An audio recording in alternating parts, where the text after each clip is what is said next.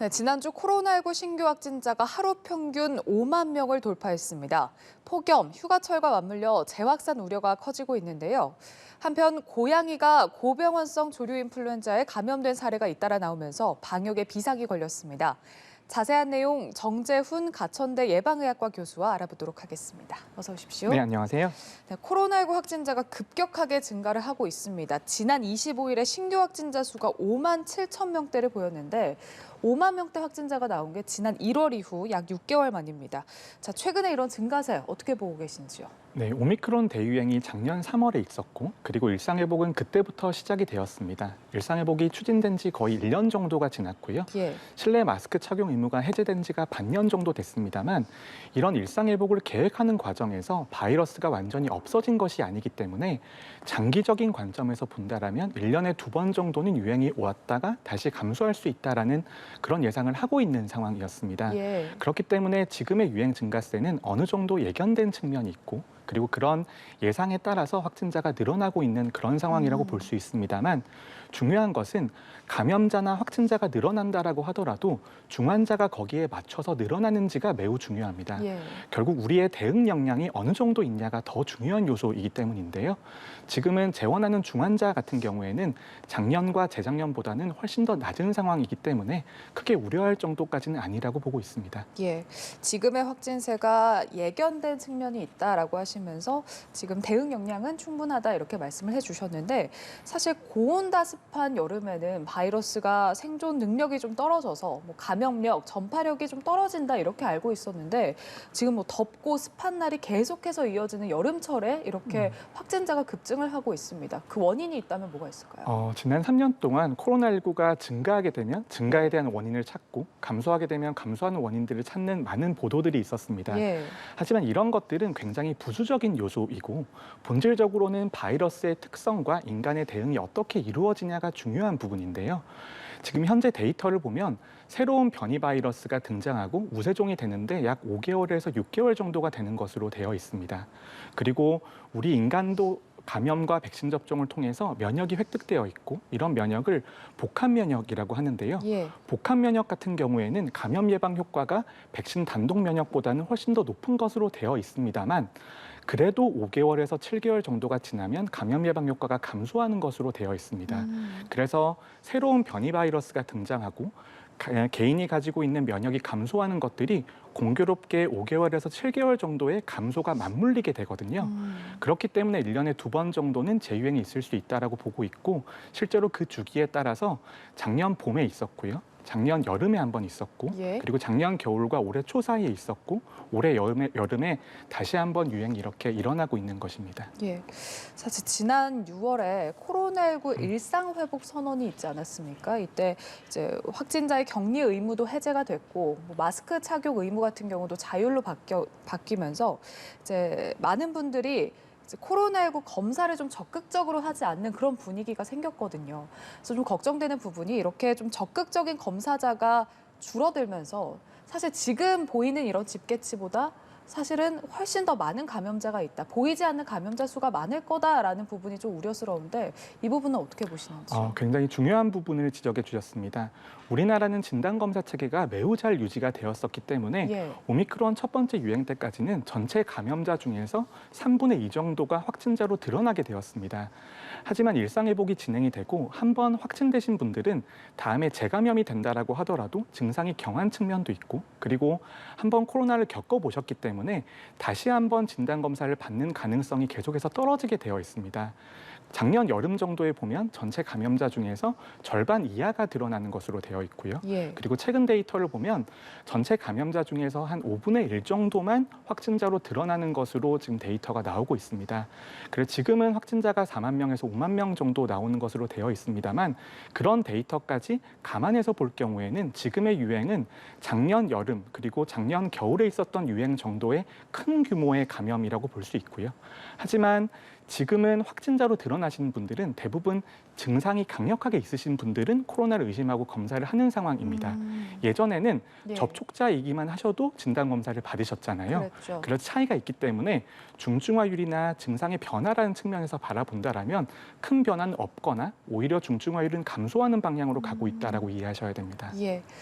지금 우세종이 XBB.1.5 이 변이가 면역 회피 능력이 탁월하다 이렇게 알려져 있거든요.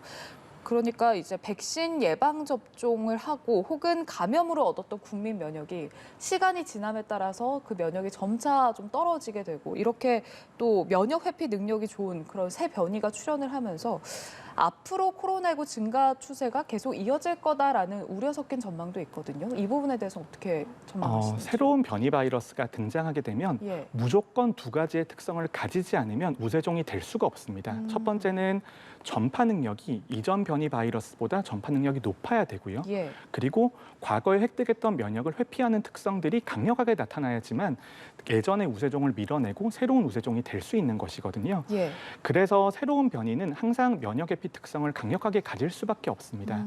하지만 이 새로운 변이라고 하더라도 바로 이전의 변이에 대해서 면역을 가지고 있는 사람들에 대해서는 감염을 시킬 수 있는 가능성이 많이 떨어지게 됩니다. 예. 그리고 현재 백신 접종이나 아니면 감염을 통해서 복합 면역으로 획득이 되어서 보호받고 있는 분들에 대해서는 단기간의 보호 효과가 있기 때문에 그분들의 보호 효과까지 감안을 하게 되면 단기간 유행하다가 다시 한번 감소하게 되고 그 다음 새로운 변이 바이러스가 유행을 하게 되고 이런 것들이 반복되는데 그런 주기가 지금은 6개월 정도 되는 것으로 보고 있습니다. 예.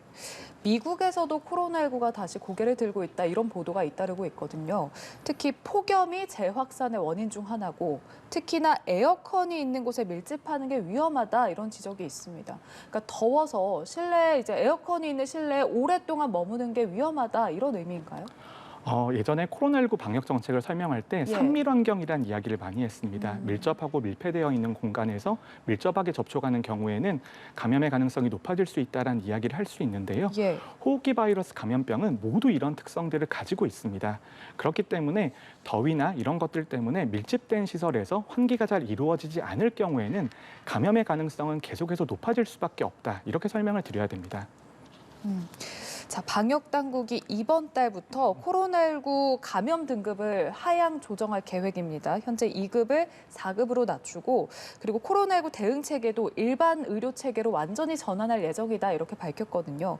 물론 지금 코로나19가 지금 확산을 하면서 이러한 계획에도 지금 뭐 변수가 생겼다 이렇게 볼 수 있긴 하겠습니다만 만약에 계획대로 진행이 된다면 어떤 점이 가장 먼저 바뀌는 건지도 좀 짚어주시죠. 일상회복이 진행이 되면서 예. 지금은 시민들께서도 마스크를 거의 착용하고 계시지 않고 그리고 감염된다라고 하더라도 격리의 의무를 가지고 있지 않은 상황입니다. 예. 지금 남아있는 방역 정책은 병원을 이용하실 때 마스크를 반드시 착용하셔야 되는 것들, 그런 것들만 남아있는 상황인데요.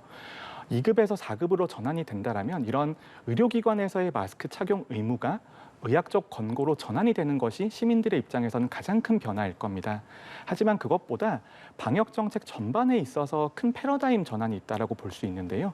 지금은 우리나라는 확진자를 일일 단위로 계속해서 보고를 하고 있습니다. 예. 최근 언론 보도를 보면 전 세계에서 감염되는 코로나19 중에 80%가 우리나라에서 나오고 있다. 이런 보도를 보신 적이 있으실 텐데요. 그 이유가 주요 선진국 중에서 일일 보고 체계를 유지하고 있는 나라가 우리나라밖에 안 남아서 그런 겁니다. 그래서 우리나라만 보고를 하고 있기 때문인 거거든요. 예. 만약에 2급에서 4급으로 전환이 된다면 우리나라도 매일매일 확진자를 세아리는 방식에서 일부분 표본 감시를 통해서 특정한 집단에서 유행을 하는지 아니면 입원 환자나 중환자가 몇 명 정도 있는지만 통계를 발표하게 되는 겁니다. 그렇다고 하는 것은 정말 말 그대로 인플루엔자처럼 전체 환자를 관리하는 것이 아니라 중환자나 입원 환자만 관리하는 개념으로 전환된다라는 그런 가치를 가지고 있거든요. 예. 그런 변화가 크다라고 볼 수 있고요. 그리고 또 하나 시민의 입장에서 중요한 부분은 우리나라는 코로나19의 진단 검사라든지 입원이나 중환자의 진료비에 대해서는 국가가 전체 지원하는 개념들을 가지고 있었습니다. 예. 하지만 2급에서 4급으로 전환이 된다면 이런 것들이 건강보험 체계로 편입이 되면서 본인 부담금이 어느 정도 발생할 수밖에 없는 상황이 되거든요. 그래서 마스크 착용 의무나 아니면 사회 일상생활에 있어서의 변화는 크지 않지만 우리 사회가 감염병을 대응하는 시스템에 있어서는 큰 변화가 예고될 수 있다. 그렇게 정리를 드릴 수 있습니다. 예, 언급하신 부분, 이제 코로나 검사를 할 때 본인 부담금이 좀 나올 수 있다, 커질 수 있다라고 언급을 해주셨는데 코로나 검사비에 이제 자기 부담이 좀 커지게 되면 이제 검사자가 좀 줄지는 않을까, 적극적인 검사자가 줄지 않을까, 그러면 숨은 감염자가 또 느는 거 아닌가 하는 또 우려도 있거든요. 이 부분은 어떻게 보시는지요? 아까 설명을 드렸지만 숨은 예. 감염자는 이미 계속해서 늘어나고 있습니다. 그런 상황임에도 불구하고 일반 인구 집단에서는 코로나19의 중증화율이 계속해서 감소하고 있기 때문에 예. 적극적으로 진단 검사를 해서 얻을 수 있는 이익이 그렇게까지 크지 않은 상황입니다. 그래서 이런 식의 변화는 어느 정도 불가피한 측면이 있습니다만 예. 중요한 것은 고위험군들입니다. 그리고 사회경제적으로 취약한 계층 같은 경우에는 이런 진단 검사의 지원을 받지 못하게 될 경우에 중증으로의 전환이라든지 중증으로 전환될 가능성에 대해서 조기에 발견하지 못할 가능성이 높아지게 됩니다. 이런 분들에 대해서는 정부의 지원이 어느 정도는 있어야 된다고 생각을 하고요. 예. 그리고 이런 진단 검사비뿐만이 아니라 전체적으로 병원에서 격리하게 되었을 때 격리에 대한 비용을 어떻게 지급할 것인가, 중환자가 되었을 때 중환자에 대한 치료비를 어떻게 지원할 것인가의 측면에서 본다라면 단순히 2급에서 4급으로 넘어가기에는 사회 전체의 안전망이라는 관점에서 접근할 필요가 있다고 생각합니다. 예, 세부 사항도 좀 마련을 할 필요가 있어 보입니다. 자, 이렇게 날씨가 지금 여름철이긴 하지만 이제 시간이 지나면서 조금 더 쌀쌀해지고 그리고 실내 활동이 늘어나게 되면 지금보다 코로나19 확진자가 더 늘어날 수도 있다라는 우려가 나오고 있습니다. 재유행 우려가 커지고 있는데 재유행을 판단하는 어떤 근거가 있을까요? 역학적으로 다양한 근거들이 있습니다만 예. 가장 중요한 것은 실제로 확진자의 숫자가 늘어났냐가 더 중요합니다. 지금 우리나라 데이터를 보면 예. 확진자가 4주에서 5주 이상 지속적으로 증가하고 있기 때문에 지금은 재유행 상황이라고 봐야 될 것 같고요. 그리고 예. 이런 재유행이라고 하는 것이 앞으로 더 급격하게 증가할 것인가의 측면에서 본다라면 저는 그렇지 않을 것으로 보고 있습니다. 작년 3월에 오미크론 첫 번째 유행은 확진자가 굉장히 가파르게 올라갔다가 가파르게 내려가는 특성들을 가지고 있었습니다만 그것은 국민들의 면역 수준이 낮았을 때 이야기고요. 예. 지금은 계속해서 감염이 이어지고 재감염되신 분들이 늘어나기 때문에 예전보다 더 완만하게 증가했다가 완만하게 감소하는 패턴들이 나타날 가능성이 높습니다. 그리고 그런 것들은 다양한 수리과학적인 모형으로도 확인이 되고 있기 때문에 지금 정도의 증가 추세가 한 달 정도까지는 이어질 수 있고 예. 그리고 한 달 정도 뒤에는 다시 한번 자연스럽게 감소할 것으로 보고 있습니다. 알겠습니다. 그리고 현재 계절 독감과 감기도 전국적으로 확산을 하고 있는 추세다라고 하는데 코로나19와 동시에 유행하는 트윈데믹 가능성에 대해서 어떻게 보시는지요? 지금은 트윈데믹이라고 단정지어서 말씀드리긴 어렵습니다만 예. 코로나19도 검출되고 있고 인플루엔자 바이러스도 계속해서 검출되고 있는 상황입니다. 예전에는 지난 3년 동안 강력하게 호흡기 바이러스에 대한 방역 정책들을 썼기 때문에 인플루엔자가 유행하지 않는 상황이었습니다만 지금은 사회적 거리두기도 완화되고 마스크 착용도 하고 있지 않은 상황이기 때문에 인플루엔자도 지속적으로 검출이 되고 있거든요. 만약에 동절기가 된다라면 인플루엔자의 발생 가능성이 더 높아지고 유행의 규모가 커지면서 지금 유행이 아니라 겨울에 다시 한번 재유행이 왔을 때에는 예. 정말 말 그대로 트윈데믹이 발생할 가능성이 전 높다고 보고 있습니다.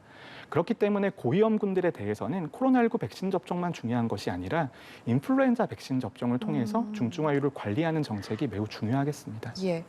자, 앞서도 언급을 해주셨지만 최근에 유행하고 있는 오미크론 변이 XBB 1.5, 기존의 코로나19 백신으로는 막기 힘든 신종 변이다 이렇게 말씀을 해주셨는데 오늘 10월에 이 변이 XBB를 막을 수 있는 새 백신이 도입된다라고 하거든요.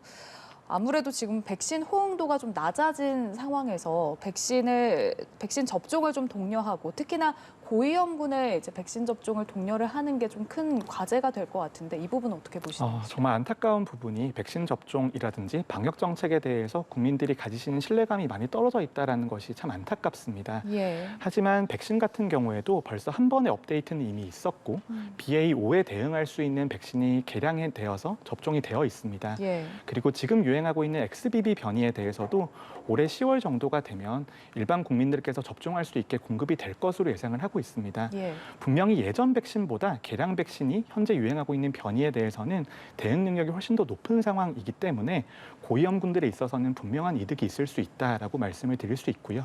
또 하나는 아직까지 젊은 인구 집단에서는 감염되지 않은 분들이 거의 없을 정도로 감염이 많이 되어 있습니다. 예. 하지만 3회 접종, 4차 접종, 개량 백신 접종을 많이 하신 60세 이상의 어르신 같은 경우에는 아직까지도 30% 정도의 어르신들은 감염되지 않은 채 백신 접종만으로 보호받고 있는 분들이 계시거든요. 예. 그런 분들은 아무래도 감염되시는 것들보다는 추가 백신 접종을 통해서 감염을 막게 되면은 건강상의 이익이 분명히 있기 때문에 기저질환이 있으신 분들이나 아니면 연령이 높으신 분들에 대해서 접종이 안전하고 효과적이다라는 정보를 계속해서 전달드리는 것이 저희의 책무라고 생각합니다. 예. 다음 주제로 좀 넘어가 보겠습니다. 반려묘, 고양이와 함께 계신 분들 좀 걱정이 많으실 것 같아요. 고양이에서 이제 조류 인플루엔자 감염이 확인됐다라는 보도가 최근에 잇따르고 있는데 이런 포유류가 AI, 조류 인플루엔자에 감염되는 경우가 흔한 건가요? 사례로 본다라면은 굉장히 나올 수 있는 사례라고 볼 수 있고요. 예. 하지만 이게 어느 정도 위험한가의 측면에서 본다라면 아직까지는 위험성을 판단하기는 아직 이른 단계라고 볼 수 있습니다. 코로나19도 그렇고요. 인플루엔자도 그렇고요. 종 간의 장벽이라는 것이 있습니다. 동물의 종류 사이에서 종과 종을 뛰어넘는 변이가 등장하는 것은 매우 드문 일이고 예. 코로나19도 종 간 장벽을 뛰어넘었기 때문에 대규모의 팬데믹이 된 것이거든요. 그럴 정도로 좀 드문 일이기 때문에 저는 관심을 가지고 주의 깊게 지켜봐야 될 일이지만 이게 우려를 가질 정도로 심각한 일이라고 생각하지는 않습니다. 그러면 고양이가 사람을 감염시킨 사례라든지 아니면 포유류에서 포유류로 감염된 이런 사례가 있을까요?